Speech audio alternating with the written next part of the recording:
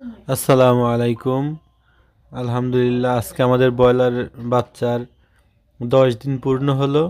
আলহামদুলিল্লাহ, সবগুলাই সুস্থ আছে। আগের ভিডিও যে 3টা মারা গেছিল, ওই 3টাই, আর কোনো মারা যায়নি। তো আমরা আজকে 10 দিন বয়সে গাম্বুরো ভ্যাকসিন দিব। ভ্যাকসিনগুলো আনছি, দেখেন এই যে এগুলা গাম্বুরো ভ্যাকসিন। আমাদের 150 বাচ্চা। তো এখানে 300 মুরগির ডোজ, আমাদের 150 লাগবে, আর বাদ বাকিগুলো ফালাই দিতে হবে। হয়তো আমাদের রাখতে বলছে, তো আমরা কিভাবে রাখবো, নষ্ট হয়ে যাবে, এই জন্য রাখবো না। এই যে আমাদের আলহামদুলিল্লাহ সুস্থ বাচ্চা, খুবই ভালো আছে, মাশাল্লাহ, আপনাদের দোয়ায়।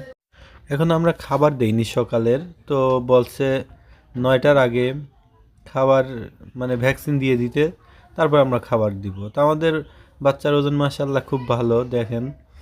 ভিডিও একটু কাটতে হয়েছে, কিছু মনে করবেন না। আমরা 10 দিন বয়সে 320 গ্রাম।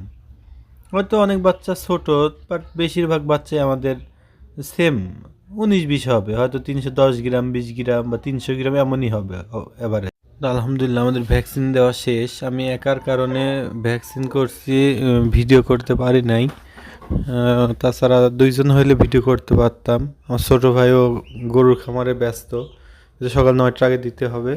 তো আমি ভ্যাকসিন তাড়াতাড়ি করছি, উঠতে লেট হয়েছিল, ভ্যাকসিনে ভিডিও করতে পারি নাই। ভ্যাকসিন করে আমি লিটার চেঞ্জ করে আবার খাবার পানি সব নতুন দিয়ে দিছি।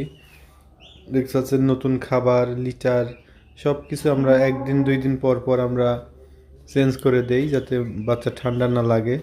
আর আমাদের যেগুলা পাশে খাঁচায় যে টাইগার মুরগি ছিল, আলহামদুলিল্লাহ প্রায় 3 কেজি, 2 কেজি 700-800 গ্রাম হয়ে গেছে। আর আমাদের খরগোশের ওই যে এই দুইটা আগে প্রথম আমাদের খরগোশ কিনা ছিল, আর ওদের বাচ্চা ওই দুইটা, নিচের দুইটা, ওইটার 3টা 4টা বাচ্চা দিছিল, একটা মারা গেছিল, 3টা ছিল। ওই 3টা আমাদের বাড়ি যারা আমাদের লিয়ার খামারে কাজ করতেছে, ওরা কিনে নিয়ে গেছে, 3টাই জোর করে নিয়ে গেছে।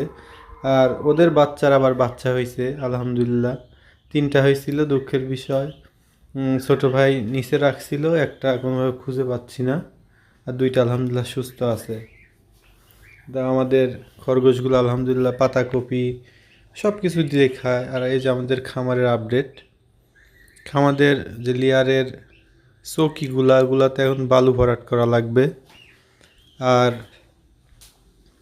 আমাদের যে লেয়ারের যে পায়খানাগুলা, মলগুলা যাবে, যে ওগুলা আমরা মাপ একদিন আপনাদেরকে, পুরা কাজ শেষ হইলে আপনারা মাপগুলো আপনাদেরকে দিয়ে দিব।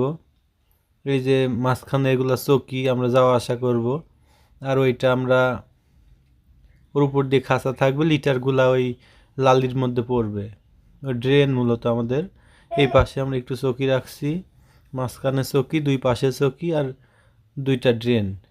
ড্রেনের উপর দিয়ে মতো খাঁচা থাকে। আর আমরা ওই যে মাঝখানে খুঁটা দিছি, উপরে মাচা দিব, মাচার উপরে পেঁয়াজ রসুন এগুলো রাখার মতো জায়গা করব। ইনশাল্লাহ সবাই দোয়া করবেন, আমরা যেন সব কিছু ভালোভাবে থাকে, ভালোভাবে করতে পারি ইনশাল্লাহ। আসসালামু আলাইকুম ওয়া রাহমাতুল্লাহ।